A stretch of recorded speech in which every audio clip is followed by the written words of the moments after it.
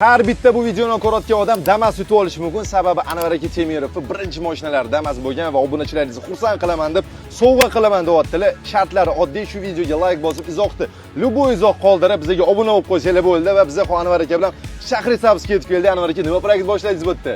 Aka, Shahrisabzda 20 gektarlik eng katta Temuriylar shaharchasini quryapmiz.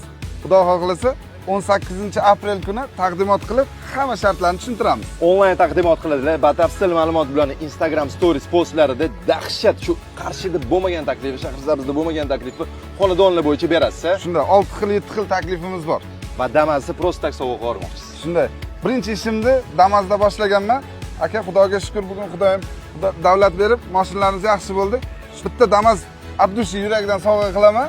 O'sha odam ham biznes qilib, o'zini biznesini qilib, qachondir sizga o'xshab maybiq.